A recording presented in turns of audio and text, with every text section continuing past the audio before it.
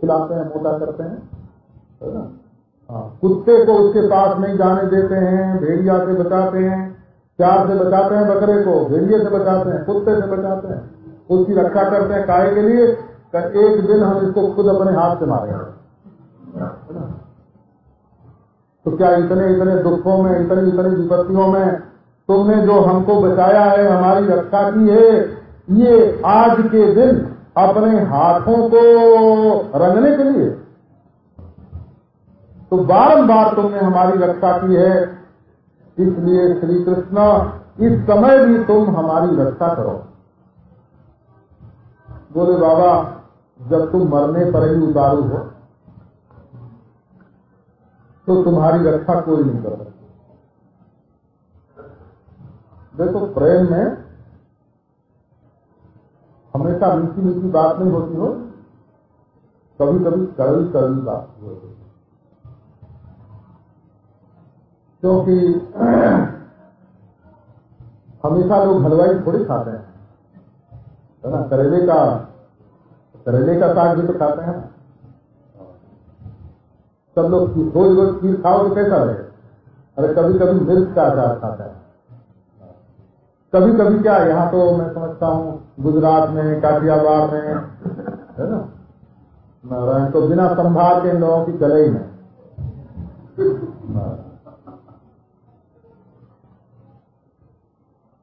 तो इनको तो रोज मिर्च चाहिए थोड़ी। तो जैसे शरीर के लिए थोड़ी मिर्च भी रोज चाहिए और गुड़ भी रोज चाहिए, वैसे दिल के लिए भी थोड़ा गुड़ तो थोड़ी मिर्च दोनों की जरूरत होती है। ये जितने मकार वाले हैं ना, ये मद्रास है ना, मारवाड़ है, महाराष्ट्र है, ये मिर्च के बिना ही लोगों की नहीं करती है। ये मिर्च की प्रधानता से ही इनके नाम के साथ ये माँ जोड़ा गया है।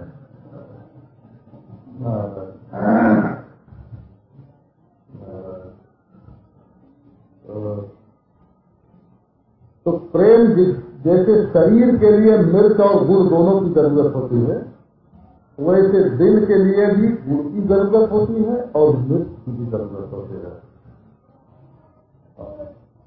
कड़वी कड़वी बात करने से जो दिल में बात छिपी रहती है ना, वो बाहर निकल जाती है। और प्रेम में कितना धैर्य है, कितनी गहराई है प्रेम में, उसका भी पता चल जाता है। तो मानो कृष्ण उनके सामने प्रकट हुए और बोले कि गोपियों, जब तुम मरने पर ही उतारू हो तो अब हम तुमको क्या बता सकते हैं? तो अब मरो। गोपी बोलते हैं कि नहीं नहीं, तुम हमको बचा सकते हो। कैसे बचा सकते हैं? जब तुम गोपिका नंदन नहीं हो, तुम ईश्वर हो। ऐसे प्रेमी लोगों का स्वभाव ऐसा होता है कि उनका जब जिससे प्रेम होता है, ये प्रेमियों की बात को कभी सच नहीं मानना हो। अगर तुम लोगों का कोई प्रेमी हो और तुमसे कहता हो कि हमारे ईश्वर तो तुम ही हो, है ना, उनकी बात को सच्ची मत मानना, ये बिल्कुल झूठे बोलते हैं।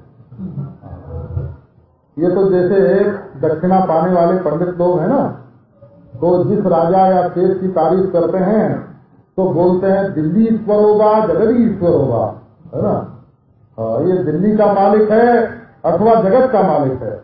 तो दक्षिणा देने वाले पंडित लोग जैसे किसी भी यजमान को ईश्वर रूप बोलते हैं, वैसे ये स्वार्थ साधन करने वाले जो प्रेमी लोग होते हैं ना, झूठे, है ना, वो कहेंगे बस हमारे ईश्वर तो तुम ही हो।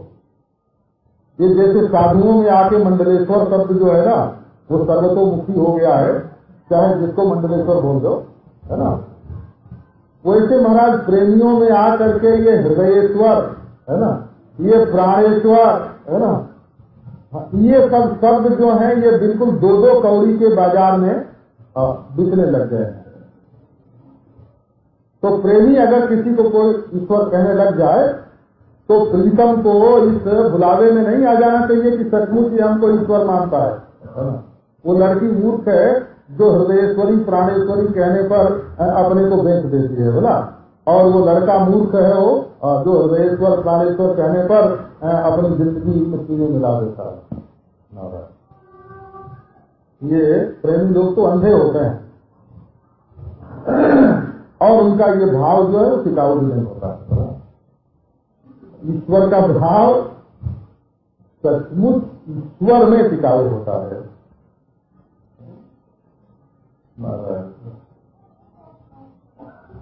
तो कृष्ण को क्या नाम है, ये नहीं समझना कि जने जने कृष्ण कहते हैं। किसी संप्रदाय के आचार्य थे तो वो अपने को कृष्ण ही कहते थे। वो मुरली मनोहर पीताम्बर भी पहने, बांसुरी भी लें, नाचें भी, रात भी करें। तो एक पंडित उनके पास थे, बोला कि महाराज मैंने सुना कि आप साक्षात कृष्ण हैं। बोले हाँ है तो सही। बोले कि महाराज ये सब काम तो आप बहुत बढ़िया कर लेते हैं, पीताम्बर भी अच्छा पहनते हैं, बांसुरी भी अच्छी बजाते हैं, नाचते भी अच्छा है। तो श्री कृष्ण भगवान ने गोवर्धन पहाड़ उठाया था, ये बात सच्ची है कि झूठी है? तो बोले है तो सच्ची। बोले उन्होंने गोवर्धन उठाया था, आप एक चट्टान चल के है ना उठा के जरा दिखा दीजिए। अब महाराज वो बनावटी कृष्ण तो हेंगादी करने लगे है ना।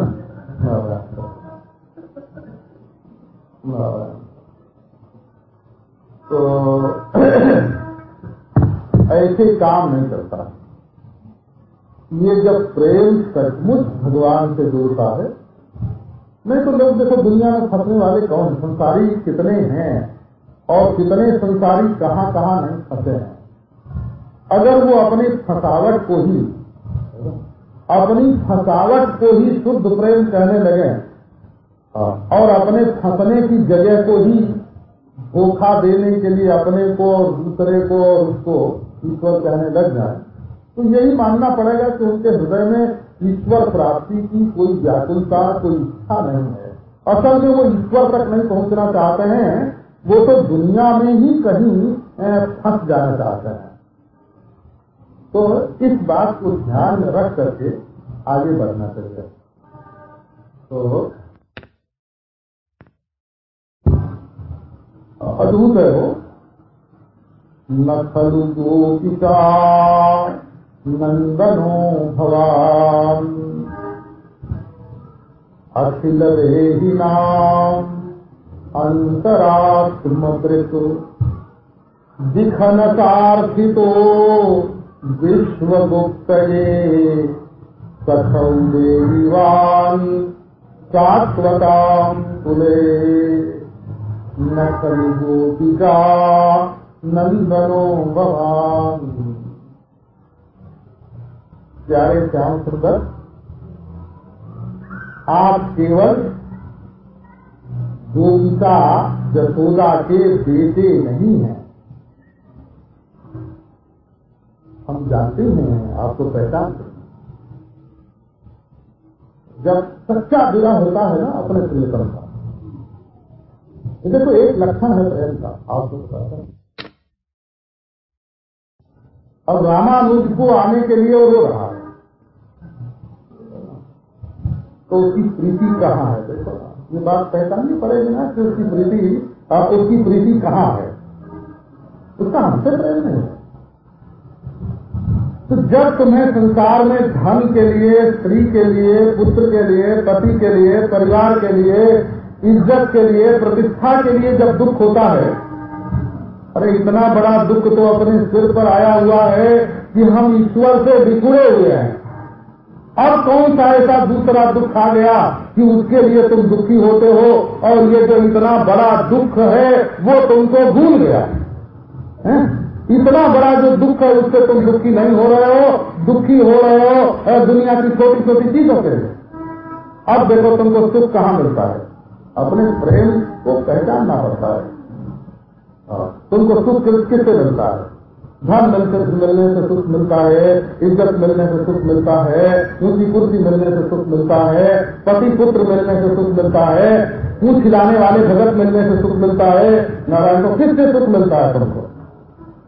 तो जब अपने प्राण प्रियतम परमेश्वर की, श्री कृष्ण की चर्चा होए, उनका गुणानुवाद होए, उनका नाम होए, उनकी याद आवे, उनके संबंध से सुख मिले, तब तुम्हारा प्रेम भगवान से है?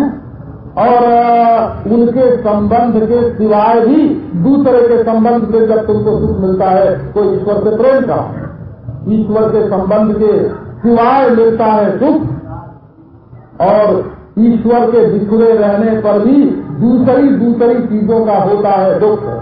ये तो कोई प्रेम का लक्षण नहीं है। तो गोपियां जो हैं वो पहचानती हैं सचमुच परमेश्वर है।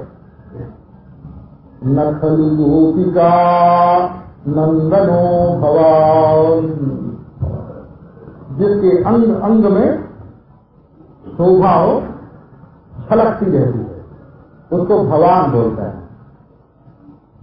भांति इति भान, तद्वान भवान। ये भांति इति भानी नक्षत्र, आकाश के जो हीरे हैं, आकाश में हीरे चमकते हैं ना सफेद सफेद, इनका नाम है भव।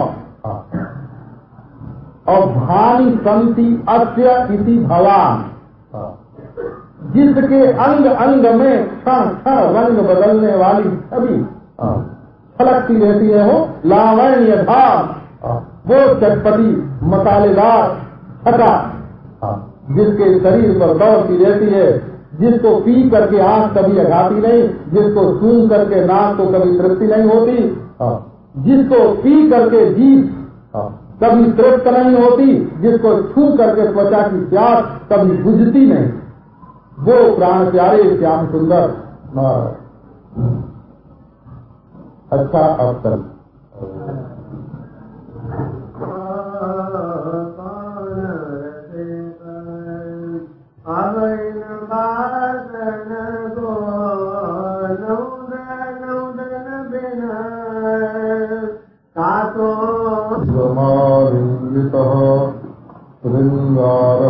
मूर्तिमान मधो मुग्धो हरिप्रेदति। ओम शांति शांति शांति। न खलु गोपिका नंदनो भवान, अखिल देहिनां अंतरात्मदृतो विसंसार्थिको विश्वरूपे। तथैवान् शाश्वतां विरचिता भयम् वृष्णिभूयते चरणीयुधाम् संस्कृतेर्भयात् करतरोरुहम् शान्तकामदम् शिरसिधेनः श्रीकरग्रहम्। ॐ शान्ति शान्ति शान्ति। न खलु गोपिका नन्दनो भवान्, विश्वपालनाय अवतीर्णस्य तव भक्तोपेक्षा अत्यंतम अनुसूया। विश्व की रक्षा करने के लिए तो तुम प्रकट हुए हो और अपने प्रेमी भक्तों की उपेक्षा कर रहे हो, ये तो सर्वथा अनुचित है। इस आशय से कोई भूरी भारी गोपी बोल रही,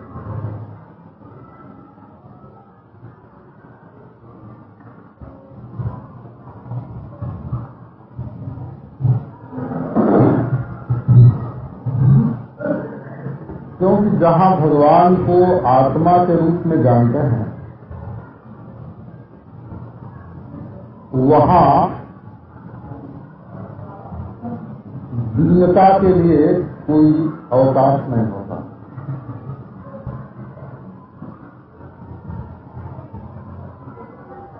और जहां भगवान को अपना बच्चा जानते हैं, वात्सल्य होता है, वहां भी उनके दीन होने की कोई आवश्यकता नहीं। और अपना मित्र जानते हैं तो बराबरी की हाँकते हैं। और श्रृंगार रस का प्रसंग होए तब तो रूठ जाते हैं, काट देते हैं।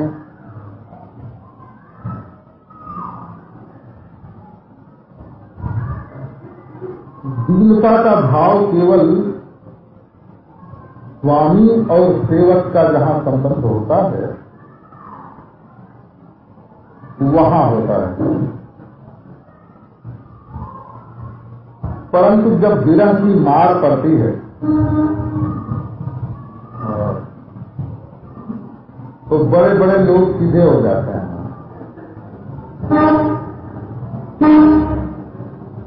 ये टेढ़े लोगों को सीधा करने का यही उत्तम मार्ग है।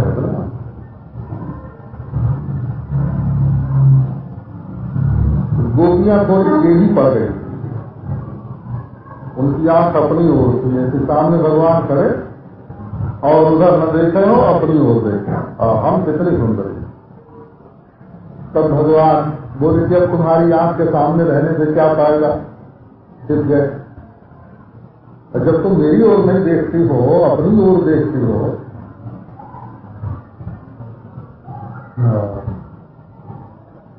किसी के घर गए तो महाराज शीशा ही लेके सामने बैठ गए। अब तो दिन भर शीशा देखें तो उसके घर रहने से फायदा, शीशे में तो अपने तो देखेंगे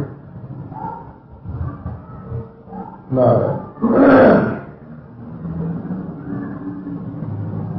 तो दूसरे से माने भगवान अपने घर में हो, अपना प्रभु अपना प्रियतम अपने घर में हो, तो दूसरे से प्रेम होना तो व्यभिचार है ना। परंतु दूसरे से प्रेम न होके अगर अपने ऊपर नजर जमी रहे तब भी तो प्रेम का अभाव हो गया ना। दूसरे से प्रेम होना तो विपरीत भाव है, व्यभिचार है। लेकिन दूसरे से प्रेम न भी होवे, सिर्फ अपने ही अपने से होवे, तो ये प्रेम का अभाव हो गया। तो भगवान अंतर्धान हो गए। अब अंतर्धान हो गए तो विरह आया। अब विरह जो है ये ठीक ठाक कर रहा है, तो विरह की चोट पड़ती है। सोने में शकल नहीं बनती तब तक जब तक उसका हथौड़े न पड़े, जब तक उसको आंच न लगे। गरम हो या हथौड़े पड़े, दो ही तरह से तो सोने में शकल बनती है। तो अपने हृदय को भगवद आकार बनाने के लिए कि उसमें भगवान की शकल आ जाए, या तो उसको विरह की आग में जलाना पड़ता है, या तो उसको विरह के हथौड़े से पीट के ठीक करना पड़ता है। तब मनुष्य का हृदय भगवान के आकार को स्वीकार करता है। जब तक आंख में आंसू न आवे, शरीर में रोमांच न हो, कंठ गदगद न हो, हृदय पिघले नहीं, कैसे भगवदाकार का हृदय में आवे। कथम बिना रोमहर्षम द्रवता चेतसा बिना, बिना नंदाश्रु कलया शुद्धेद भक्तिया विनाशया। हृदय में बहुत सारी शकलें पहले की भरी हुई है ना। बहुत सी छाया, भूत की छाया जो है वो अपने दिल में दिखती रहती है, भूत की परछाई देखते हैं। तो उन परछाइयों का दिखना कैसे बंद हो, तो दिल में जो अंधेरा है उसको मिटा दिया जाए, एक रोशनी आवे। तो ये जब विरह का सूर्य प्रकट होता है तो हृदय को थोड़ा ताप मिलता है, हृदय को थोड़ा प्रकाश मिलता है, और मनुष्य का हृदय द्रवित होकर के भगवान के आकार को, उनकी सकल सूरत को अपने हृदय में बैठा सकता है। तो ये भक्ति का विज्ञान है। भक्ति का यही विज्ञान कहो है कि या तो प्रेम हल्का होगा तो चलो हमेशा के लिए ये किल्लत कटी, और अगर प्रेम पूरा होगा तो वो जिंदगी को गढ़ देगा। तो गोपियों ने कहा कि हमारी उपेक्षा मत करो, क्योंकि अगर तुम केवल ग्वाले होते, अहीर के बालक, अहीर के बालक थोड़े अलहर होते हैं। आप लोगों का ग्वालों से शायद कभी काम न पड़ा हो, दूध देने के लिए कभी आते रहे हो, अब तो वो भी नहीं। हम लोग गांव में रहते हैं ना, तो अहीरों का स्वभाव और जातियों से कुछ थोड़ा पृथक होता है। उनकी ऐश भी जुदा होती है, उनके लगाव भी जुदा होते हैं, उनकी काम भी जुदा होती है। तो अगर तुम केवल ग्वाले होते और हमारे साथ कठोरता का बर्ताव करते तो उसकी एक संगति थी। हम ये कहते दादा, ये गांव का हीर, ये गांव का ग्वाला, ये क्या जाने प्रेम, इसके लिए गोपियों के हृदय में कितनी व्याकुलता, कितनी तरफ है। तुम तो ईश्वर भी तो हो। तो न खलु गोपिका नंदनो भवान, प्यारे श्याम सुंदर, तुम केवल गोपी के बेटे यशोदा मैया के लाडले लाल, केवल ग्वाल, केवल अहीर के नहीं हो।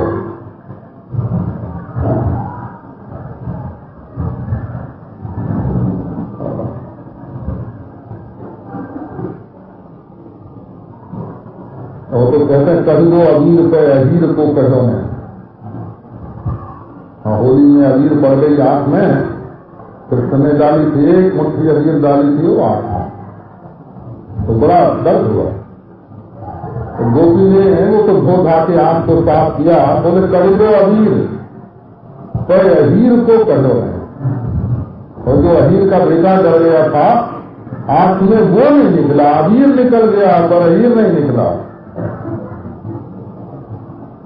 तो गोपिका न खलु गोपिका नंदनो भवान, तुम गोपिका नंदन नहीं हो। ये कहने का अभिप्राय कि अगर गोपिका नंदन होते और हमारे दिल की न समझते तो हम ये कहते कि चलो गाय का चरवाहा, इसने कब प्रेम का सौदा किया है, किसको मालूम हो कि प्रेमियों के दिल में क्या क्या चुनती है। हम तुम्हें अनजान समझ के सोचती कि तुम जो हमें तकलीफ दे रहे हो वो अनजान में दे रहे हो, अज्ञान में दे रहे हो। तो अनजान में अगर कोई थोड़ी बहुत तकलीफ दे दे तो उसका ख्याल नहीं किया जाता, लेकिन तुम तो हमें जान बूझ करके तकलीफ दे रहे हो, ये ठीक नहीं है। क्यों? तो भगवान अखिल देहिनाम अंतरात्म दृक,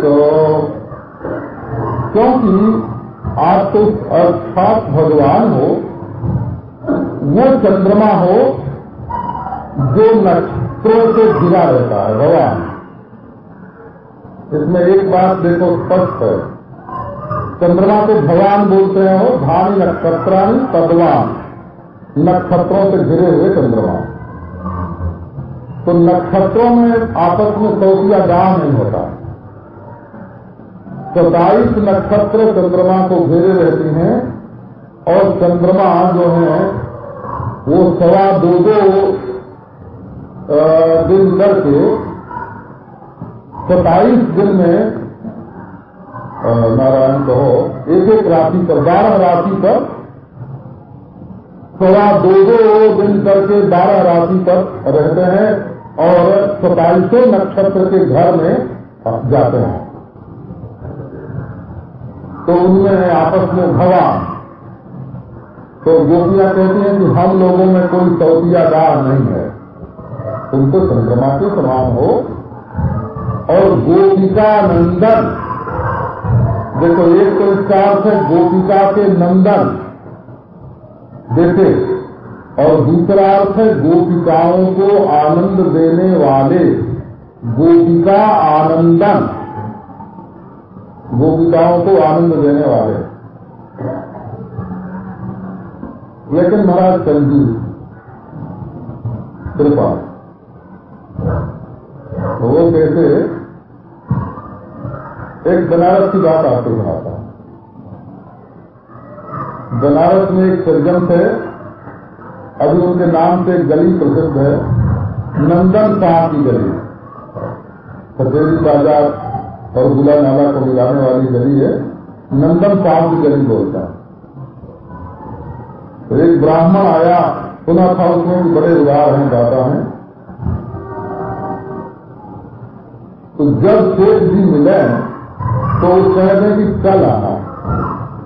अब बेचारा बड़ी गरीब ब्राह्मण लड़की की शादी के लिए आया, बनारस में ठहरने की जगह नहीं, खाने की व्यवस्था नहीं।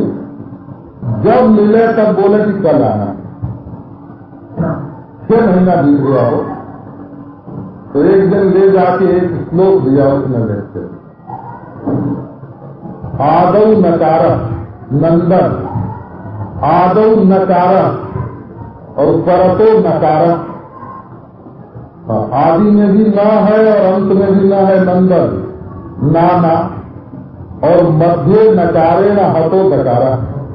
बीच में एक द था देने का, उसमें भी जाके न जोड़ गया नंदन। तो इत्थम नकारत त्रय संयुत, जब 3 ना तुम्हारे नाम में पड़े हैं बाबा, है ना, तो क्या दान शक्ति खल नंदन से, ये नंदन बेचारा क्या देगा, है ना। ये तो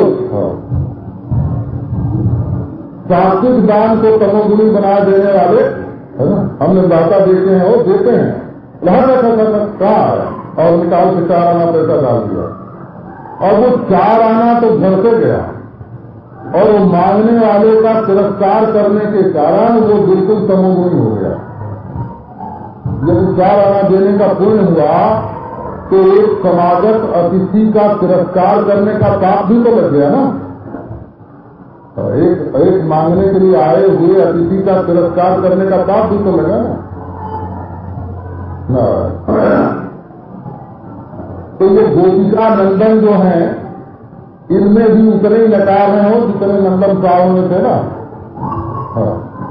नंदन में जितने नकार थे उतने गोपिका नंदन में भी है। ये एक श्रृंगार रस की ये युक्ति है।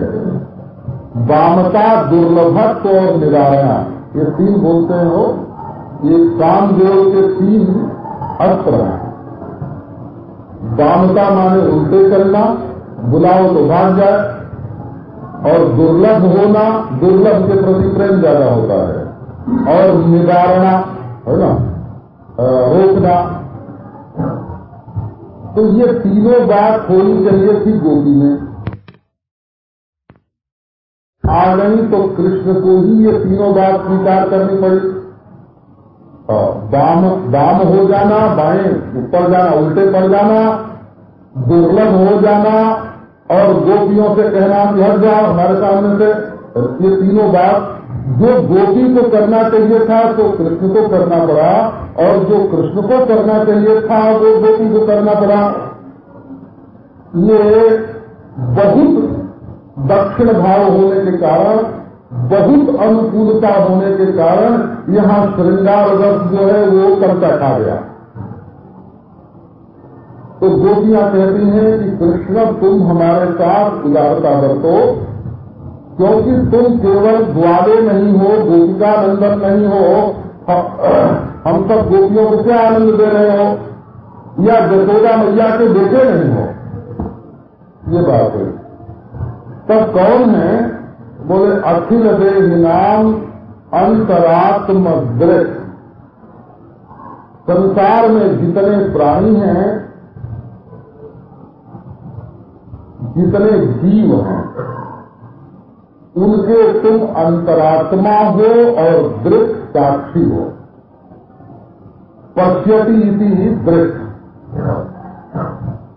कई शब्द ऐसे होते हैं कि जब वो अपने रूप में आते हैं तो अपने पुराने रूप को बिल्कुल ही छोड़ देते हैं। वो जब व्यवहार में उतरते हैं, जैसे अहम शब्द है ना, अहम, ये जब आदाम बनता है और वयम बनता है, और जब स्वयं का युगाम बनता है, जीवन बनता है, तो बेचारा अस्मत और दुस्मत इन दोनों का तो लोपन हो जाता है ना बिल्कुल।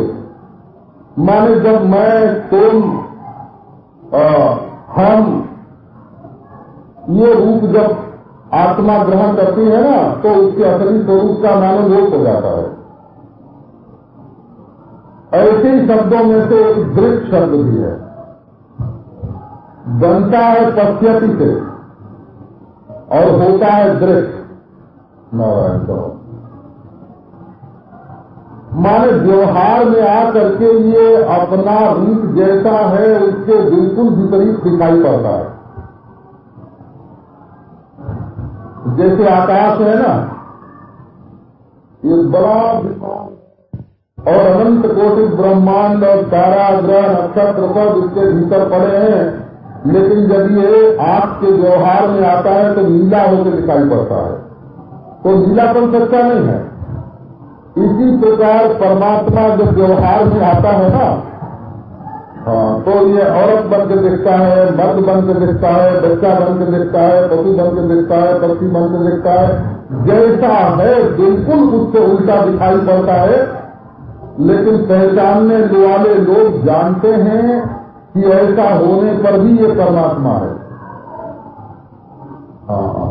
जन्म लेने वाला मालूम पड़ता है लेकिन है अजन्मा, मरने वाला मालूम पड़ता है लेकिन है अमृत, परिच्छिन्न देखने में मालूम पड़ता है लेकिन है पूर्ण, साकार देखने में मालूम पड़ता है लेकिन है निराकार। ये परमात्मा जी जो हैं, ये जैसे हैं वैसे व्यवहार में दिखाई नहीं पड़ते, उल्टे पड़ते हैं। तो ये रहते हैं सबके दिल में, अखिल देखना। ऐसा कोई दिल नहीं है वो जो परमात्मा से खाली हो। और अंतरात्मा अंतर्यामी भी हैं, संचालक भी हैं, और वहां रह करके देखने वाले भी हैं। तो गोपियां कहती हैं कि जब तुम सबके हृदय में रहते हो तो हमारे हृदय में रहते हो कि नहीं, और सबके दिल की देखते हो तो हमारे दिल की देखते हो कि नहीं। तो द्वैत दृश्यता, देखो तुम्हारे लिए हमारा हृदय कितना व्याकुल है, कितनी पीड़ा है, कितना दुख है, हमारे दिल में क्या क्या चल रहा है, जरा एक बार देखो तो।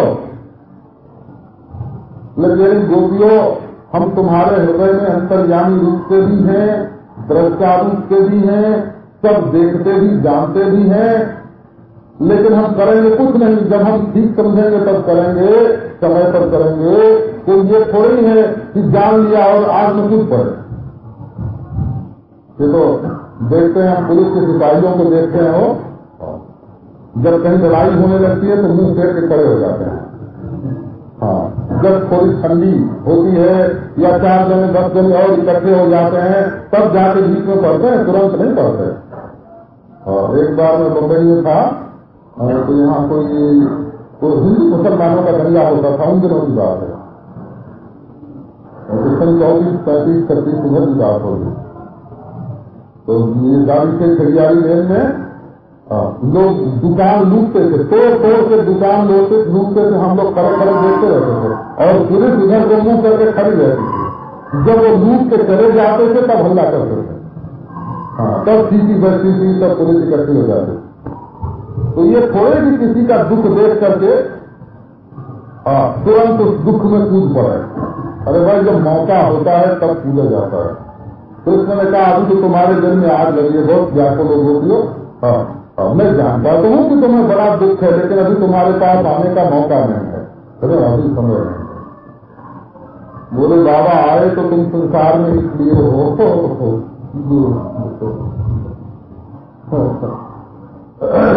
आए तो इसीलिए हो दिखन सार्थितो विश्व गुप्त सखौदेवान शाश्वताम पुनः। दिखन का ब्रह्मणा अर्थिता, ब्रह्मा जी ने प्रार्थना की थी। दिखना माने ब्रह्मा, विशेषेण खनति वेदार्थम, इस दिखना ब्रह्मा जो वेद के अर्थ को खोद के निकाले उसका नाम होता है दिखना। एक वैखानस आगम है, उसमें भगवान की पूजा कैसे करनी चाहिए ये बात बताएंगे। तो ये जो रामानुज संप्रदाय है ना, श्री वैष्णव संप्रदाय, उसमें जो पूजा होती है वो वैखानस ब्रह्मोक्त आगम के अनुसार होती है। ये 3 प्रकार के आगम हैं। तो मध्य संप्रदाय में नारायणोक्त आगम के अनुसार पूजा होती है और क्या नाम रामानुज संप्रदाय में वैखानस आगम के अनुसार पूजा होती है और शंकर संप्रदाय में शिवोक्त आगम के अनुसार पूजा होती है। ये 3 प्रकार के आगम हैं, ब्रह्मा का, नारायण का और शिव का। तो ब्रह्मा जी की प्रार्थना से तुम आए हो यहाँ, कभी काय के लिए आए हो? तो विश्व गुप्त है, विश्व की रक्षा करने के लिए। तो क्या हम लोग विश्व में नहीं है? हमारी रक्षा करना तुम्हारा धर्म नहीं है? हम तुम्हारे वियोग में मर जाए तो तुम हमारी रक्षा नहीं करोगे? उधर गोपियों किसने कह दिया तुमसे कि हम अंतर्यामी हैं और दृष्टा हैं और ब्रह्मा की प्रार्थना से आए हैं न, और विश्व की रक्षा के लिए आए हैं? बोले हमको ये भी पता है कि तुम्हारा जन्म गोपी कुल में नहीं हुआ है, गोकुल में नहीं हुआ, शाश्वताम कुल है। तुम तो जदुवंशियों में पैदा हुए हो, जदुवंशियों के कुल में, भक्तों के कुल में, मथुरा में पैदा हुए हो, ये भी हमको मालूम है। तो देखो भगवान और उदयवान,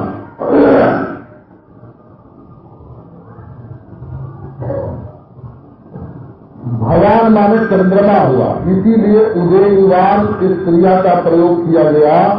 जैसे चंद्रमा का उदय होता है वैसे ही तुम्हारा उदय हुआ है। तो दूसरों का संताप दूर करना ये तुम्हारा काम है। अच्छा लो दूसरी बात सुना है। इन सब गीतों में से वेदांत भी निकलता है वो,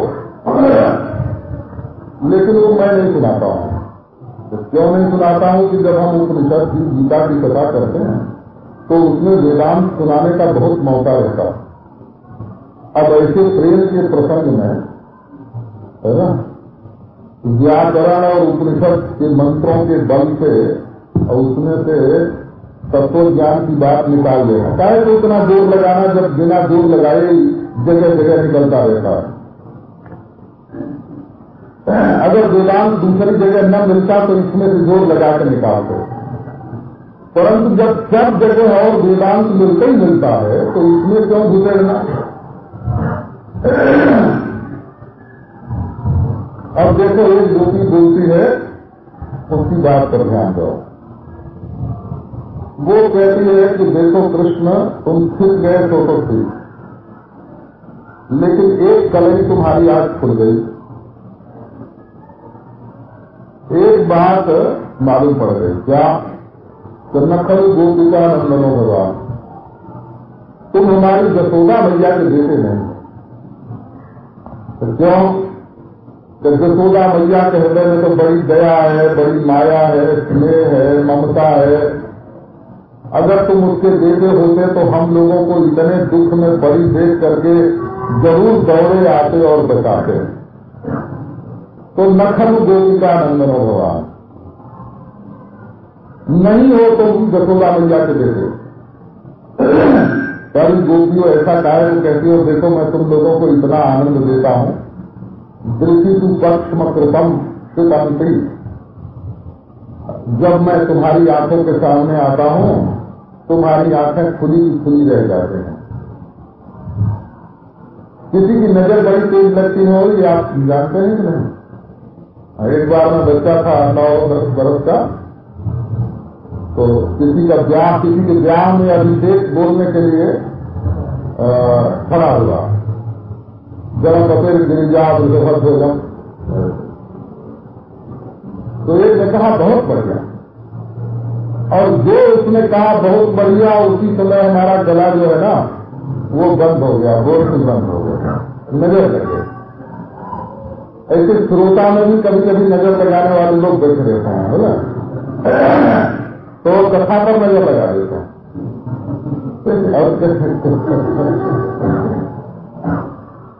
और कथा पर नजर लगा दे तो कथा बंद हो जाए। तो लखनऊ गोपिका नंदनो भगवान, तुम गोपी के बेटे नहीं हो, क्योंकि गोपी के बेटे होते तो गोपिका नंदन होते, गोपियों को आनंद देते। क्योंकि जो गोपी कुमार होगा वो जो गोप कुमार होगा वो गोप कुमारी से प्रेम करेगा, वो गोप कुमारी को अपने सजातीय को कष्ट नहीं देगा, अपने सजातीय को सुख पहुंचाएगा। और तुम तो हम गोपियों को कष्ट दे रहे हो, तो तुम हमारी जाति के नहीं, तुम हमारे वंश के नहीं, न यशोदा मैया के बेटे हो और न तो हमारे प्रेमी हो। तो बोले हाँ गोपियों ये तो तुमने बहुत बढ़िया कहा। जैसे गोपी के मन में श्री कृष्ण आ गया, मैं सचमुच गोपी का नंदन नहीं हूँ, मैं तो सबके हृदय में बैठा हुआ अंतर्यामी हूँ, दृष्टा हूँ, ब्रह्म हूँ, है ना, असंग हूँ, उदासीन हूँ।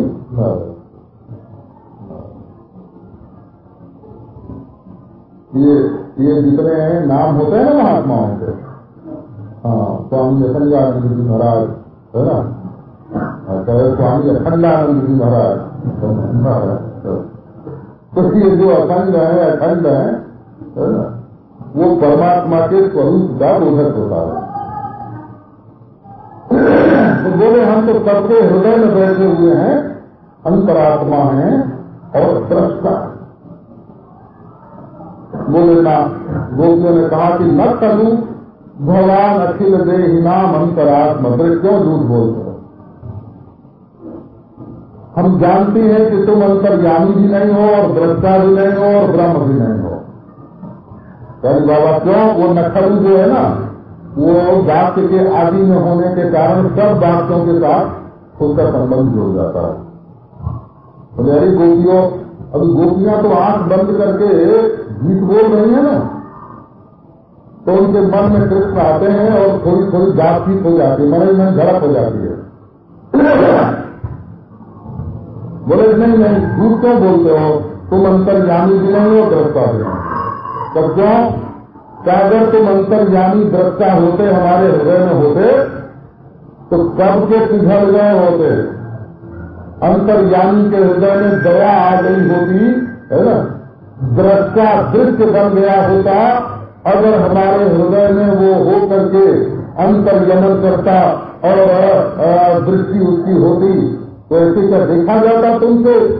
हम इतनी दुखी हो रही हैं और तुम अंतर्यामी टुकुर टुकुर देखते हो, बिल्कुल गलत है। न तुम गोप नंदन हो और न तो तुम अंतर्यामी और दृष्टा हो। भगवान ने कहा कि अरे गोपियों का तुमको मालूम नहीं है कि ब्रह्मा जी पृथ्वी को लेकर, देवताओं को लेकर, रुद्र भगवान को लेकर क्षीर सागर के तट पर प्रार्थना करने के लिए गए थे कि हे प्रभु अवतार लो, अवतार लो।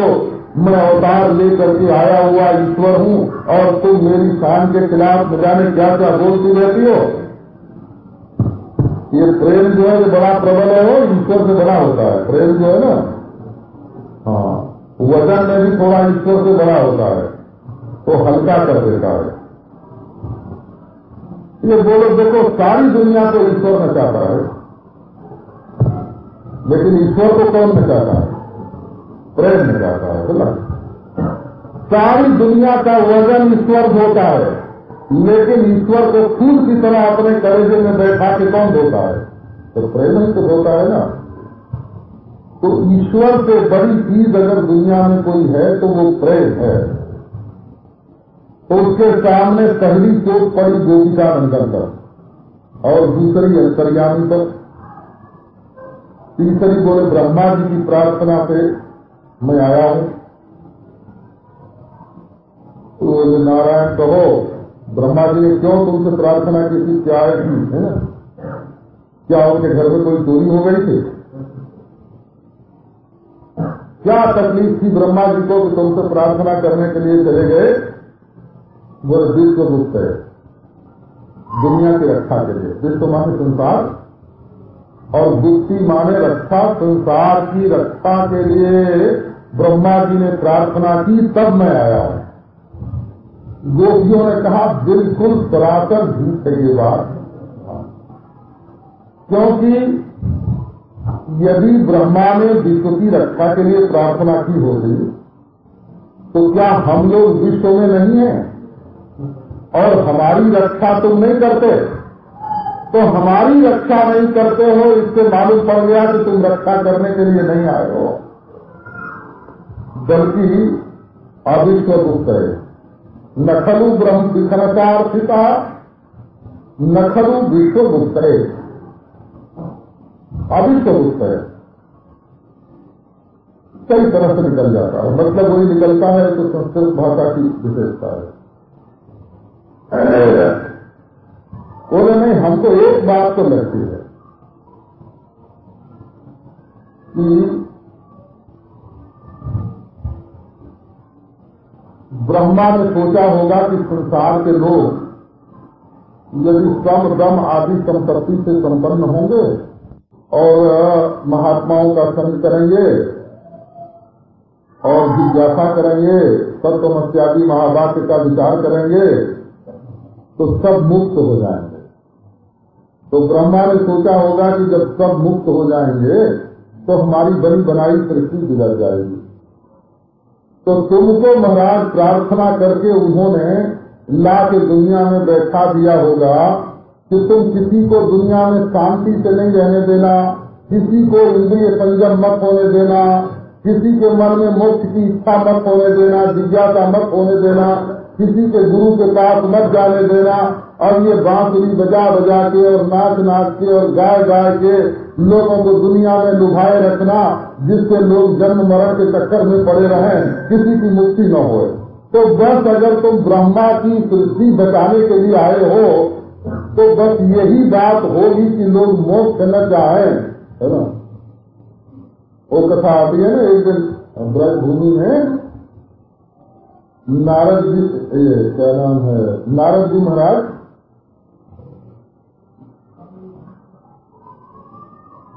ने देखा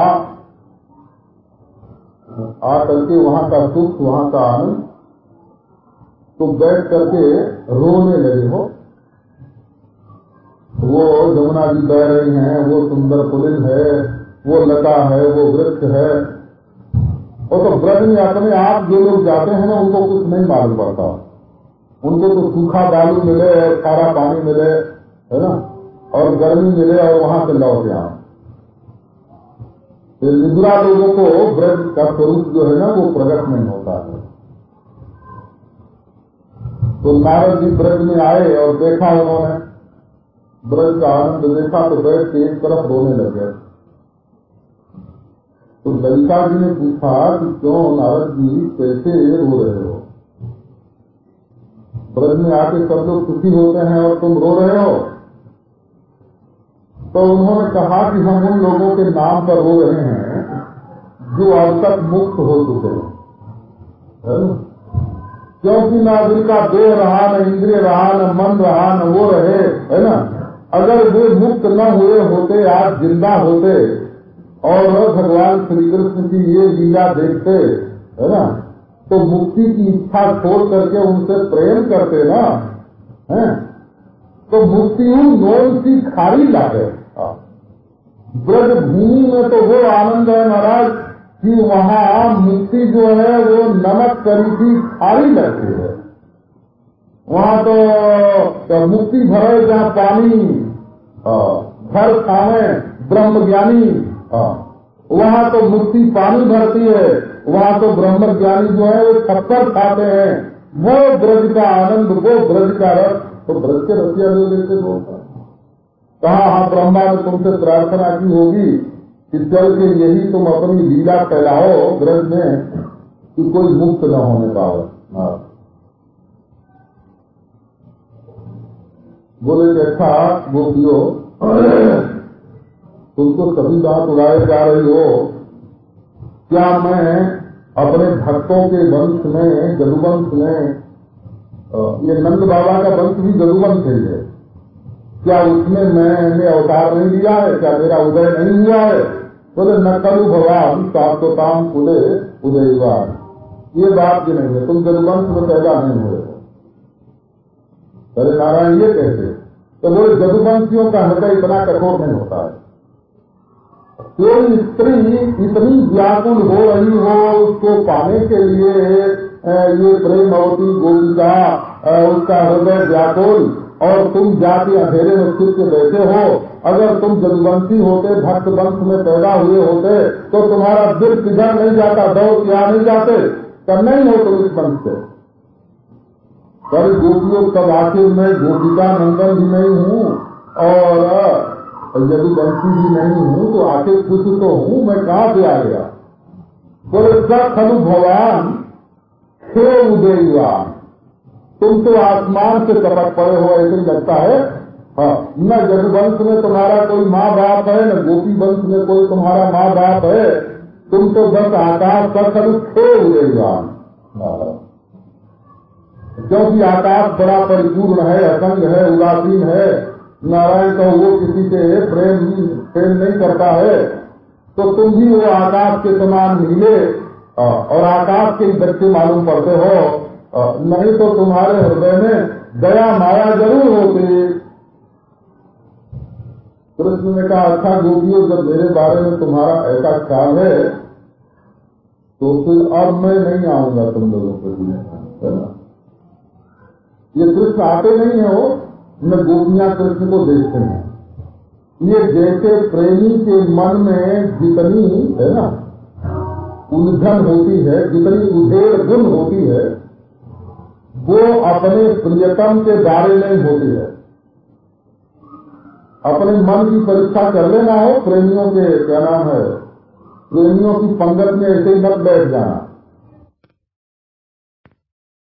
हमारा मन किसके बारे में सोचता है, किसके बारे में उधेड़ गुण करता है। एक महात्मा ब्रज में जंगल में जा रहे हैं, तो नारायण तो पेड़ तो वहां ऐसे लटके हुए, उनकी जो जटा थी ना वो किसी पेड़ में उलझ गई, तो सुलझाए नहीं, वो जटा उलझ गई और खड़े हो गए। तो दूसरे साधुओं ने देखा, आके कहा महाराज खड़े क्यों हो, सुलझा लो। बोले इतना बाबा हम तो नहीं सुलझाएंगे। कहा हम सुलझा देते हैं। बोले हम भी नहीं सुलझाएंगे, तुम भी मत सुलझाओ। तो बोले फिर, तो बोले जिसने उलझाया है ना वही सुलझा रहे हैं, अब आने दो। तो न खुद सुलझाया न दूसरों को सुलझाने दिया। एक दिन, 2 दिन, 3 दिन खड़े रह गए हो। अरे महाराज एक झटके से वो पीताम्बर फहराता हुआ और वो मंद मंद मुस्कुराता हुआ वो मोर मुकुट वाला सामने से आया कि जो अरे बाबा जी बड़ा जिद्दी है, ये क्यों जटा अटका के बैठा है यहाँ, और एक झटका मारा जटा खुल गई हो। नारायण तो जटा की जो उलझन थी तो सुलझ गई, लेकिन अब बाबा जी जो हैं वो बैठ गए। अब बैठ गए तो उनके मन में है ना क्या उलझन पैदा हुई, देखो उधर से आ रहा है तो वो, दाहिने से आवे तो वो, बाएं से आवे तो वो, सामने से आवे तो वो, नारायण। ये मन में से दुनिया को निकाल करके उसको भर लेने के लिए उसको भर लेने के लिए इससे बढ़िया और कोई तरकीब ही नहीं है। कैसा? मन में गोपियों के कृष्ण ने कहा कि अब मैं जाता हूं और अब नहीं मिलूंगा। तो गोपियों ने कहा, सखे हम जो तुमसे बात कहते हैं ये कोई हम ईश्वर से बात नहीं कर रहे हैं, हम तो अपने सखा से, अपने प्राण सखा से, अपने हृदयेश्वर से बात कर रहे हैं ना। अगर हमारी बात सुनकर तुमको चिढ़ना था, नाराज होना था, रूठ जाना था, फिर नहीं आना था, तो हमारे सखा क्यों बने? तो खेलन में को काको गुसैया, जब खेलने का अधिकार दे दिया तो इसमें मालिक और सेवक का भेद नहीं रहता है। अब हम छोटी और तुम बड़े नहीं, अब जो हम कहती हैं तो सुनो। तो न खलु गोपिका नंदनो भवान अखिल देहिनाम अंतरात्मदृतो दिखन सार्थितो विश्वगुप्तये सथौदेवान शाश्वताम कुले। तो 3 प्रकार से भगवान प्रसिद्ध हैं। देखो, इनमें जो सच्चे प्रेमी हैं वो तो भगवान को गोपिका नंदन के रूप में जानते हैं, और जो तत्वज्ञ हैं वो अखिल देहिनाम अंतरात्म दृश्य के रूप में जानते हैं, और जो बेचारे ईश्वर के उपासक भक्त हैं वो विघ्नसार को विश्वगुप्त के रूप में जानते हैं। माने भगवान श्री कृष्ण अवतार रूप हैं, ये एक दृष्टि है, और वे ब्रह्म रूप हैं, ये दूसरी दृष्टि है, और वे नंदनंदन श्याम सुंदर मुरली मनोहर हैं, प्राण प्यारे हैं, ये तीसरी दृष्टि है। तो आगे ये पहले ये वर्णन आ चुका है। इत्थम सताम ब्रह्म सुखानुभूतिया दास्यम ततानाम परदैवतेन मायाश्रितानाम नरदारकेण साकम विजहरुः कृत पुण्य पुंजाः। ये लीला पुण्यात्माओं को मिलती है, हो जो पापी लोग हैं उनको नहीं मिलते। क्यों? तो जो पापी होगा उसके मन में तो पाप की वासना आ जाएगी ना, तुरंत वो घिर जाएगा उससे। और ये तो दुनिया से मन को हटाने की वैज्ञानिक प्रक्रिया,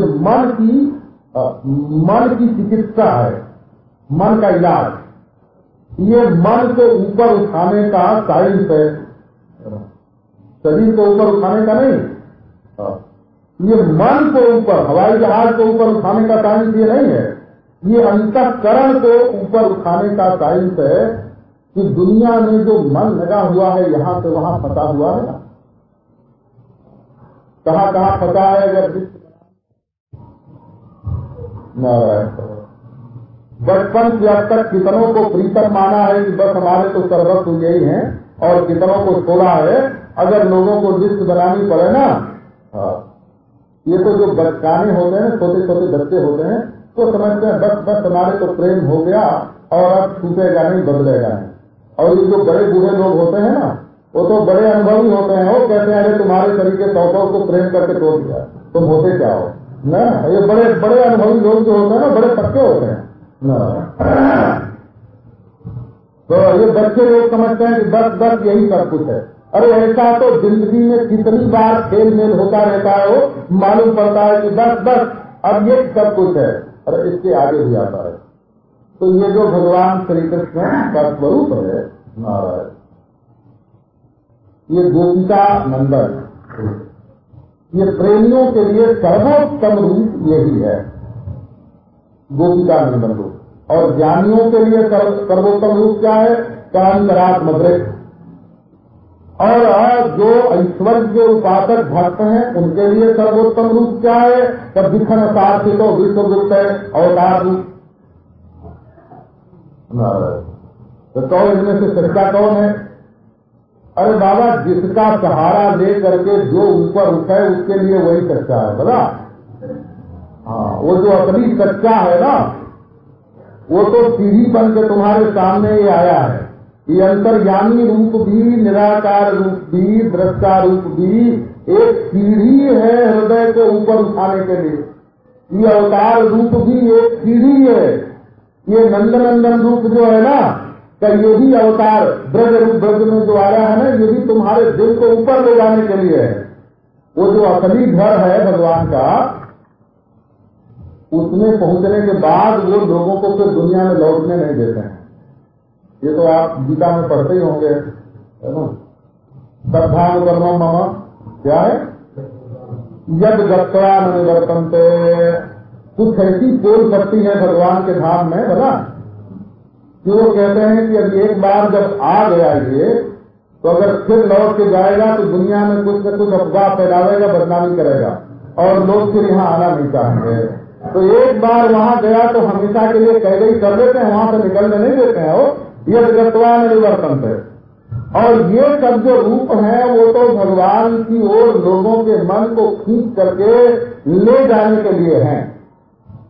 तो प्यार का रूप है गोपिकानंदन रूप, ज्ञान का रूप है अखिल देहिनाम अंतरात्म दृक्, और ऐश्वर्य भक्ति का रूप है दिखल सार्थितो विश्वगुप्त।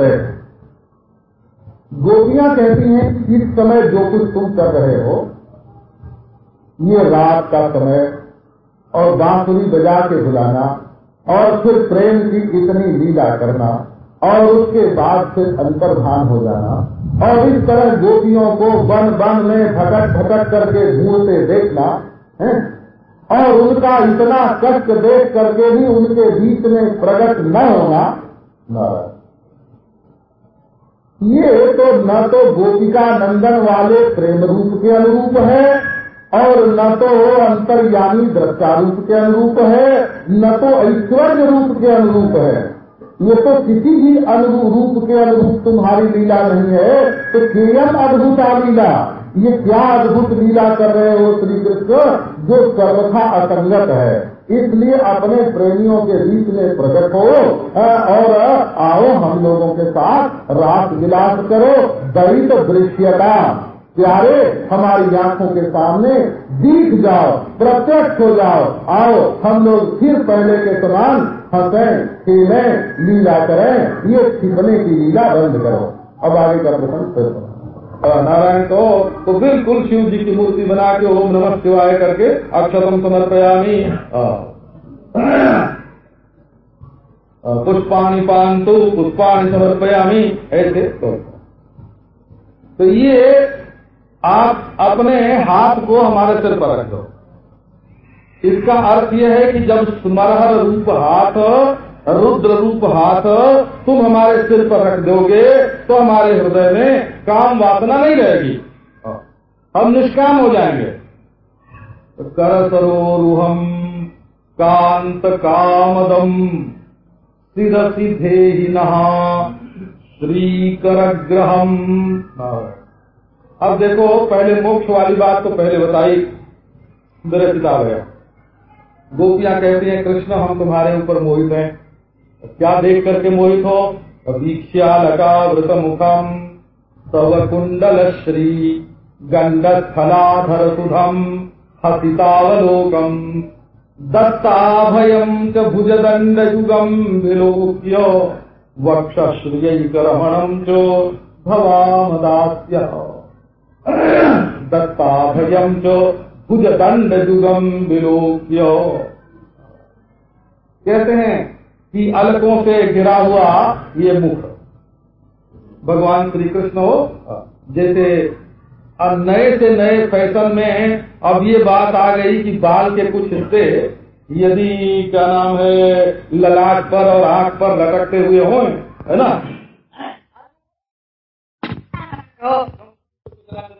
करता है ना, चिकना करता है, खराब न हो। तो वो आंख पर थोड़ा लटक जाए, नारायण को आंख पर थोड़ा लटक जाए तो बोलते हैं बड़ा सुंदर।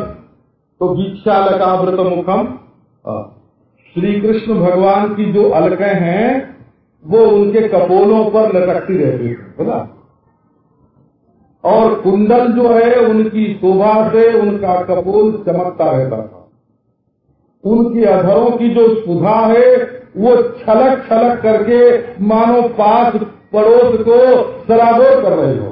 गंडक पलादर हसितावलोकम, मुस्कान से युक्त चितवन, और दत्ताभयम का भुजदंड जुगम करो। उनके जो गोपियों के मन में था कि अगर हमारे ऊपर कोई विपत्ति आएगी तो इनके ये जो हृष्ट पुष्ट बलिष्ठ भुजदंड है वे हमारी रक्षा करेंगे। और सचमुच देखो कंकचूट गोपियों को उठा के जब ले जाने लगा तो हथियार नहीं उठाया हो, हाथई से सिर तोड़ दिया। तो वो विरचिता भयम, गोपियों को अभय देने वाला और मुमुक्षुओं को अभय दान करने वाला, मोक्ष देने वाला, और वृष्णिधुर्ज धर्म का दान करने वाला, और कामदम ये संसार की कामना को, जो धर्म के विरुद्ध कामना है उसको मिटाने वाला, और जो ईश्वर की प्राप्ति के अनुकूल कामना है उसको पूर्ण करने वाला। ये प्रेम की भाषा में नारायण के तृतीय पुरुषार्थ जो है। बात यह है कि अब सब कथा वार्ता तो बाबा जी लोग करते हैं। ये चढ़ बैठे ब्राह्मणों की जीविका पर, हम भी तो है बाबा जी। तो जब गृहस्थ ब्राह्मण लोग शास्त्र का रहस्य बताते थे तो गृहस्थ धर्म के उपयोगी जो बातें आती थी उनको वो बिल्कुल खोल करके खुला करके बताते थे।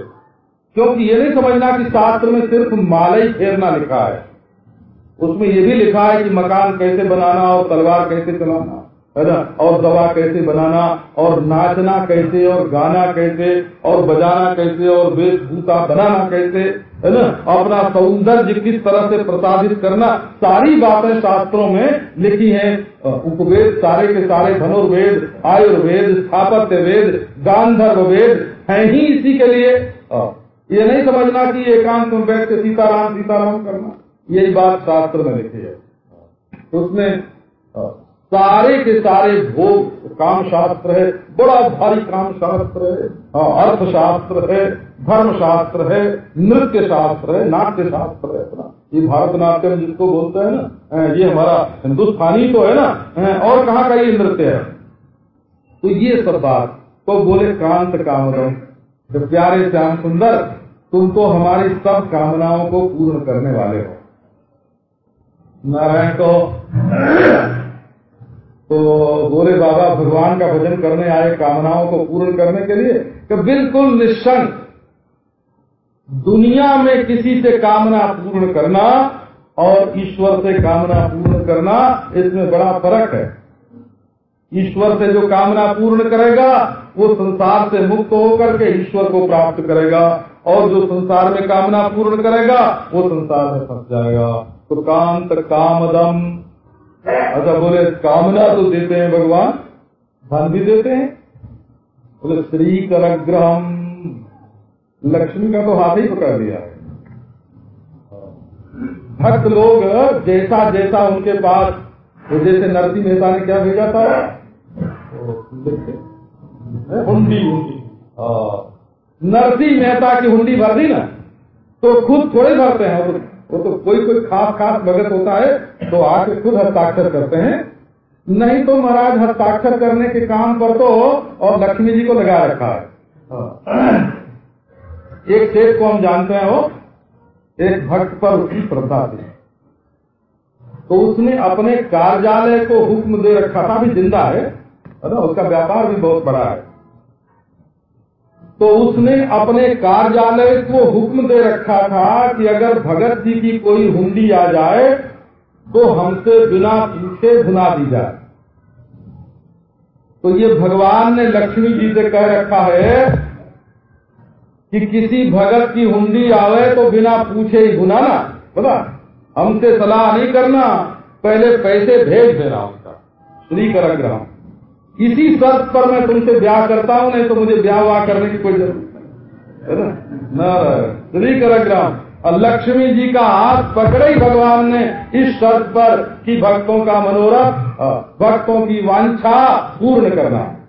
तो देखो, विरचिता भयम से मोक्ष, वृष्णि भुर्ज से धर्म, कामदम से काम और श्री करग्रहम से अर्थ धर्म, ये चारों बात भगवान के कर कमलों की छत्र छाया में प्राप्त होती है। तो श्री करग्रहम, श्री कृष्ण ने कहा कि गोपियों देखो, तुम लोग ये तो कहती हो कि हमारे सिर पर हाथ रख दो, हाथ रख दो, लेकिन मैं नंद बाबा का बेटा, कितने धर्मात्मा है, जसोदा मैया कितनी धर्मात्मा है, मैं तुम लोग स्त्री हो, तुम्हारे सिर पर मैं हाथ रखने वाला नहीं, मैं छूता नहीं तुमको, क्या समझती हो तुम? तो गोपियों ने कहा श्री करग्रहम, है ना, वो लक्ष्मी जी का हाथ तुमने पकड़ा क्या हम नहीं जानते हैं, श्री करग्रहम, तुमने लक्ष्मी जी का हाथ पकड़ रखा है, तो जब भाई तुम्हें तौतिया डाह होगा कि नहीं, तौतिया डाह नहीं होगा, भले उनका हाथ पकड़ करके तुम रखो, है ना, हम भी अपना हाथ तुम्हें पकड़ाने को तैयार है, तुम हमारे सिर पर हाथ रख दो। कांत कामदम सिरसिधेहिनः श्री करग्रहम। बोले महाराज ये श्री जो है ना, एक व्यंग भी है क्या, लक्ष्मीवंतो न जानती प्रायण पर वेदना।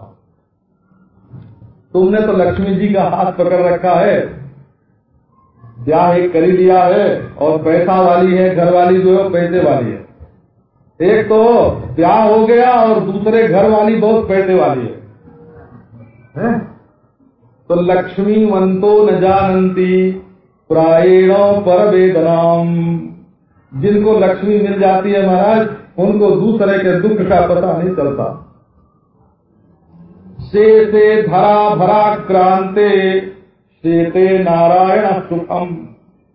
शेष भगवान के सिर पर तो सारी धरती का बोझ रहता है, और नारायण है कि महाराज घर घर घर सांस लेके सो रहे हैं। अरे वही नारायण को समझना तो चाहिए ना कि शेष जी के सिर पर कितना भार है। तो ये लक्ष्मी का दोष है, लक्ष्मी वालों को पता नहीं चलता हो। जो लोग बड़े अच्छे नरम फर्नीचर पर सोते हैं ना, उनको क्या पता कि जो लोग यहाँ सड़क पर, है ना, खुले में बेचारे ऐसे ही नंगे रात को सो जाते हैं, सवेरे जिनको शौच जाने के लिए स्थान नहीं है ना, नहाने के लिए जगह नहीं है, उनको कितनी तकलीफ होती है, इसको लक्ष्मी वाले क्या समझेंगे। तो बोले कि कृष्ण तुमने भी लक्ष्मी का हाथ पकड़ा, श्री करग्रहम, इसी से तुमको हमारा दुख दर्द, हमारी पीड़ा नहीं मालूम पड़ती है। बोले भाई कोई कोई लक्ष्मी मान ऐसे भी होते। दूसरा कुछ तो ख्याल करोगे, तुम्हारे पास लक्ष्मी है, श्री करग्रहम जब है तो कुछ न कुछ ख्याल करोगे। एक सबसे बड़ा दोष है इसमें हो ये कि जैसे कौवा हो ना, कौवा, तो उसके पास से चाहे कितना भी भले आदमी गुजरे, वो है ना, उसको एक आंख से देखता है और शंका करता है कि हमको कहीं मारे नहीं, पकड़े नहीं, उड़ जाता है, कांव कांव करता है और उड़ जाता है। ये शंकालु चित्त होना, सबके ऊपर शंका कर बैठी, शंका जो है सुनते, ये हृदय की अशुद्धि है। ये नहीं समझना ये बड़प्पन है, ये बड़प्पन नहीं है, हृदय की अशुद्धि है। तो बोले नहीं भाई, कोई कोई धनवान तो बड़े अच्छे होते हैं। कहा एक आदमी ने बड़ी सभा में कहा कि इस सभा में आधे आदमी मूर्ख हैं। अब सभा के लोग जो हैं वो बड़े बिगड़े, तो तुम हम लोगों को मूर्ख कहते हो? कहने नहीं भाई, बात मैं अपनी वापस लेता हूँ, इस सभा के आधे आदमी मूर्ख नहीं है, है ना। अब लोग अपने को आपने बचाया। तो धर्मंतो न जानंती, धर्मंतो ही जानंती करुणा परवेदनाम। और कुछ कुछ धनी लोग ऐसे होते हैं जो दूसरे के दुख को समझते हैं। कैसे कश्री दामानम वासुदेव चकार धंधो। देखो भगवान श्री कृष्ण ने रुक्मिणी के घर में रह के वो क्या नाम, सुदामा को बिल्कुल कुबेर बना दिया। तो बाबा श्री करग्रहम, तुमने भी लक्ष्मी का हाथ पकड़ा है तो तुम वैसा करोगे, है ना, जैसा शेष के साथ नारायण करते हैं कि जैसा सुदामा के साथ श्री कृष्ण करते हैं। तो श्री करग्रहम, तुम्हारे हृदय में दया, तुम्हारे दया हृदय में ममता, मोह, तुम जरूर कृपा करोगे। एक बार हमारे सिर पर अपना कर कमल रख दो तो ये जो गर्मी, विरह की गर्मी जो आ गई है ना दिमाग में, ये दूर हो जाए और हम तुमसे मिलें। अब कृष्ण का अच्छा गोपियों बस इतना ही तो चाहिए। अच्छा बंद करो सब, आंख बंद करो और कतार में बैठो। मैं पीछे से आता हूँ और एक एक के सिर पर हाथ रखता हुआ चला जाता हूँ, आंख खोल के देखना नहीं, बोला बंद करो अपनी आंख। और बोले कि ना ऐसे काम नहीं चलेगा। जलरुहाननम चारु दर्शयो। अब ये प्रसंग फिर कल्पना है।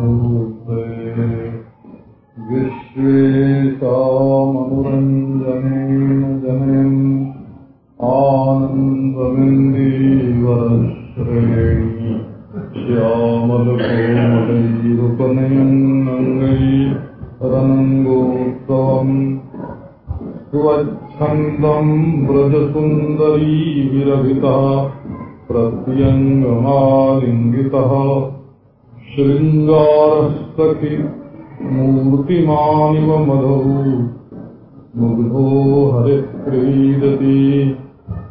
ओम शांति शांति शांति।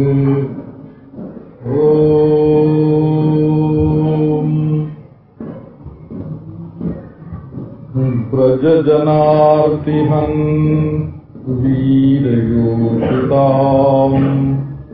निज जन स्मया स्मृत भज सखे भवात्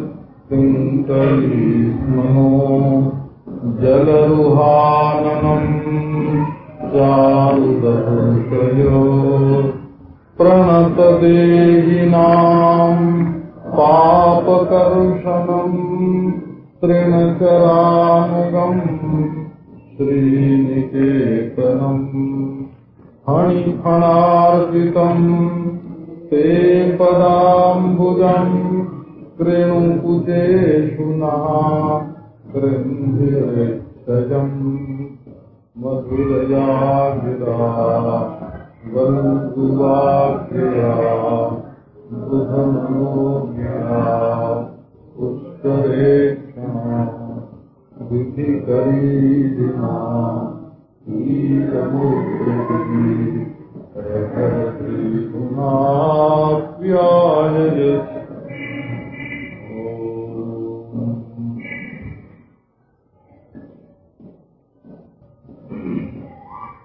मनुष्य का जीवन सिर्फ पैसे के लिए इधर उधर भटकने के लिए नहीं है वो, और न तो नारायण कहो आग की आंख के सामने बैठ के 84 भूमि तापने के लिए, वो भी एक तप है, वो दूसरी चीज है। पैसा भी जीवन के लिए एक जरूरी चीज है, पर तपस्या भी एक जरूरी है। सिर्फ भोग भोगना या मरने के बाद हम कहीं बड़े भारी ऐसे ऊंचे लोग में पहुंच जाएंगे, इसके लिए नहीं। देखो ये जो हमारा आध्यात्मिक जीवन है ना, ये मन की मशीनरी को ऐसा बना देने का है जिससे हम दुख से बच सकें और जगह जगह सुख का अनुभव कर सकें। इसके लिए आध्यात्मिक जीवन होता है।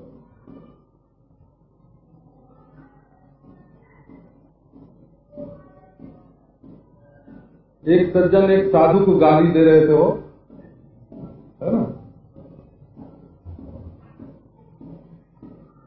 तो लोगों ने महात्मा से पूछा कि महाराज जी आपको गाली क्यों देते हैं? तो बोले भैया चुप रहो, बताने लायक बात नहीं। बोले आखिर तो महाराज कोई तो बात होगी। बोले अरे हमारा इनका साला बंधुई का नाता है, तुम जानते हैं। तो है ये बड़ी मीठी गाली देते हैं।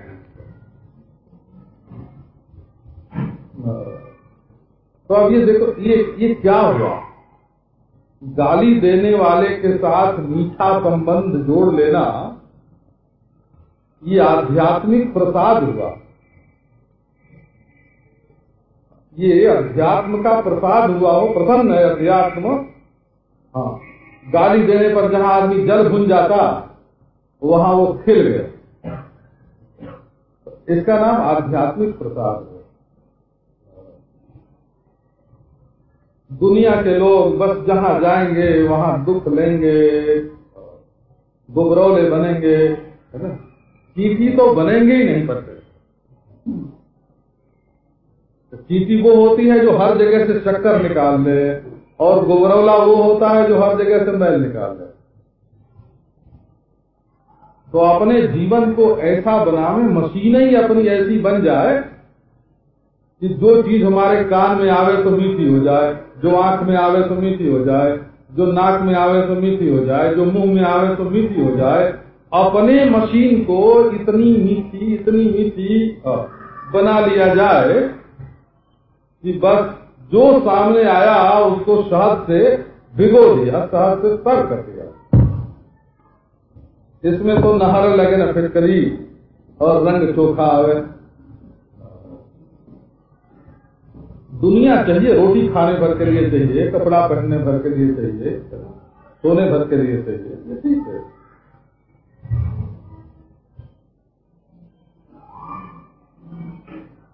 लेकिन इसके लिए ज्यादा लोग दुखी नहीं हैं। ज्यादा लोग तो इसके लिए दुखी हैं कि हमारा बैंक बैलेंस कम है।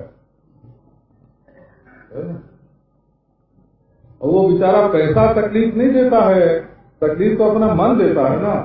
उसी को सुधारना चाहिए। ये मन ही तकलीफ देता है। औरत के बिना थोड़े से मर्द दुखी होंगे, और मर्द के बिना थोड़ी सी औरत दुखी होंगी। लेकिन हमको ऐसी औरत चाहिए और हमको ऐसा मर्द चाहिए, इसके लिए बहुत से औरत मर्द दुखी होंगे। वो ऐसा जो है ना, रोटी के बिना कम लोग दुखी होंगे हो, लेकिन हमको ऐसी रोटी चाहिए। बर्तन के बिना कम लोग दुखी होंगे, हमको ऐसे बर्तन चाहिए, इसके लिए दुखी होंगे। ये ऐसा जो है, यही ज्यादा तकलीफ देता है। तो इसकी जगह पर अपने दिल को ले चलो भगवान में। तो संसार का व्यवहार तो करो संसार में, और मजा लेने के लिए भगवान को रखो। व्यवहार के लिए संसार को और मजा लेने के लिए भगवान को। अगर मजा लेने के लिए तुम्हारे पास कोई पूंजी नहीं होगी, दुनिया में मजा लेने चलोगे तो कोई मर जाएगा, कोई बिछुड़ जाएगा, कोई धोखा दे देगा, कोई बेवफा हो जाएगा, है ना। कोई तुम्हारे मन के मुताबिक नहीं चलेगा, 20 तकलीफ मिलेगी दुनिया में। इसलिए मजा लो ईश्वर से, और दुनिया के साथ नारायण को। उसको बस नारायण ही नारायण रहने दो।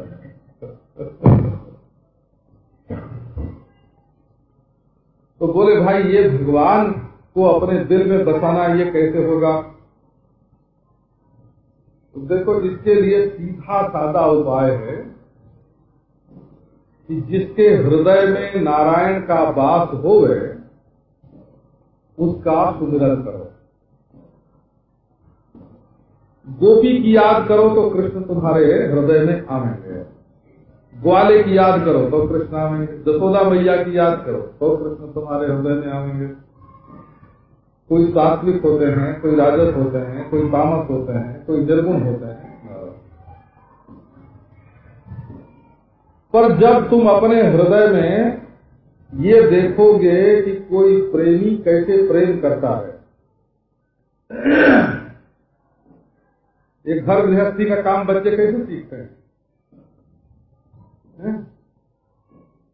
तो माँ बाप की गृहस्थी देख के ही तो बच्चे अपने घर गृहस्थी की बात सीख लेते हैं। ऐसी अगर तुम्हें भगवान की भक्ति सीखनी है तो भगवान के भक्त किस ढंग से भक्ति करते हैं उसको अपने जीवन में बताओ। ये आज भी ताजा रहेगा और आगे भी ताजा रहेगा। ये कभी गुरजुआ होने वाला नहीं है। ये बात कभी पुरानी पड़ने वाली नहीं है। जब तक मनुष्य जाति रहेगी और जब तक मनुष्य जाति में मन रहेगा और जब तक उसकी समस्याएं रहेंगी तब तक उसके समाधान के लिए ये भगवान से प्रेम करने वाली बात जो है वो बिल्कुल जीती जागती रहेगी। इसको दुनिया का कोई विज्ञान, कोई साइंस, कोई राजनीति, कोई पार्टी उसको काट नहीं सकती, क्योंकि ये तो मन की एक शाश्वत समस्या के समाधान के लिए ये चीज है। तो आओ मेरे भाई, चलो एक बार वृंदावन मन मन से चलो। सुगंधौ माकंद प्रकरम करंदस्य मधुरे, क्या सुंदर है। ममानंदम वितमताम,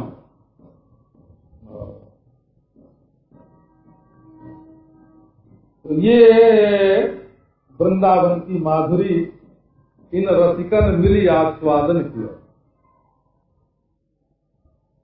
शरद ऋतु की रात्रि, चांदनी छिपकी हुई, मंद मंथर गति से जमुना जी बह रही, शीतल मंद सुगंध वायु चल रही और गोपियां श्री कृष्ण के बिना व्याकुल होकर के गान कर रहे। तो ये श्रृंगार का दो, ये श्री कृष्ण का दो रूप है। हो एक तो है श्रृंगार और एक है अंगार। ये अंगार भी भगवान का रूप है ना। अंगार, ये आग का अंगारा। तो जब मिलते हैं तब तो ये श्रृंगार बन जाते हैं अंग अंग से। श्रृंगार सची मूर्तिमान, नील कमल बन करके कान में बैठ गए और कपोल छूने लग गए, अंजन बन के आंख में बैठ गए, नीलम का हार बन के वक्षस्थल पर आ गए। वृंदावन रमणी नाम मंडनम अखिलम, अरे श्रृंगार बन गए। गोपियां कृष्ण से ही अपने अंग अंग को संवारती हैं, सजाती हैं। और जब विरह होता है तब तो बोले बिल्कुल अंगार बन जाते हैं, वो धड़कता हुआ कोयला। विरह में अंगार और मिलन में श्रृंगार। वैसे अंगार और श्रृंगार शब्द का भी अर्थ होता है, लेकिन हम समझते हैं कि शहर की जनता तो बहुत एटिकेट वाली होती है ना, तो उसके सामने बताना ठीक नहीं।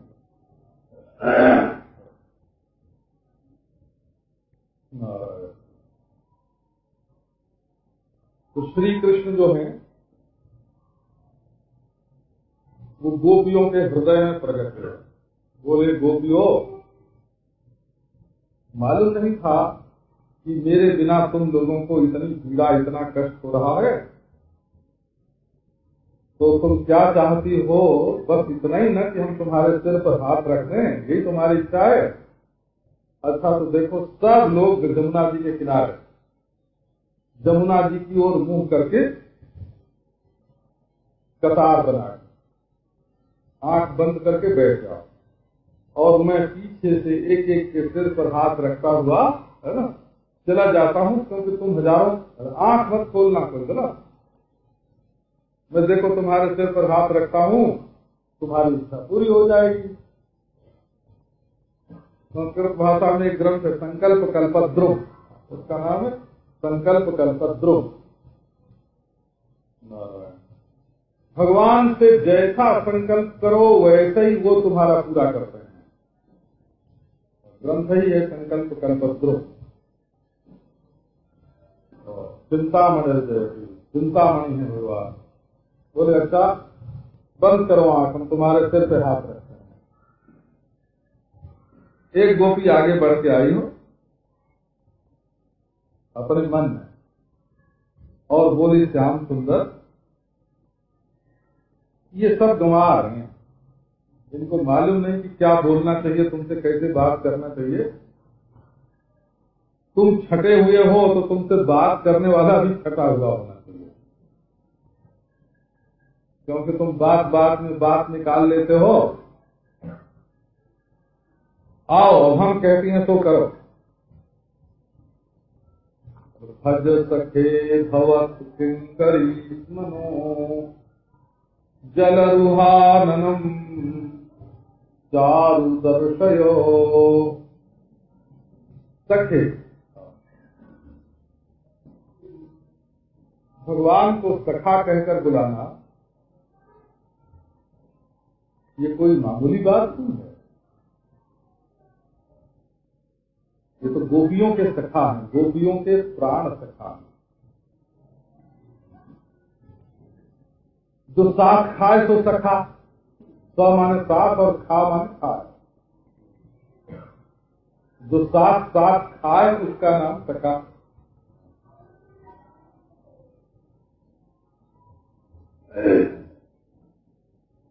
तो ये अर्थ तो मैंने स्वामी असंगानंद जी से सुना था पहले।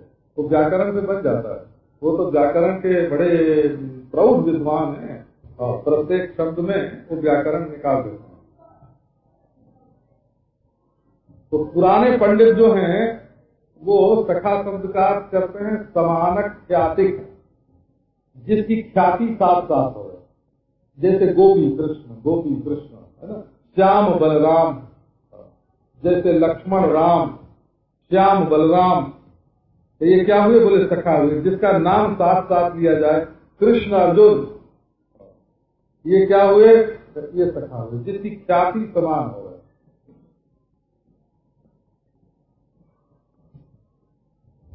कोशकारों ने अर्थ किया है सखा शब्द का कि जो साथ ही साथ जिए उसका नाम सखा। सम प्राण सखा स्मृता, जो साथ साथ जिए उसका नाम सखा। तो गोपियां कहती हैं कि हम लोगों का जीवन समान जीवन है, सहचर जीवन है। तुम जानते हो कृष्ण की तुम्हारे बिना ये गोपियां जीवित नहीं रह सकती। सखा कहने का अभिप्राय है तुमको ये बात मालूम है कि तुम्हारे बिना हम जिंदा नहीं रह सकते। अब दूसरा अर्थ देखो सखा का, तो तुम हमारे सखा, हम तुम्हारे सखा। तो हितम उपदिशामः, हम तुम्हारी भलाई की बात कहते हैं। हमारे बिना तुम भी रो जाओगे। तो मान लो हम जिंदा रहते तुमको सुखी नहीं कर सकते।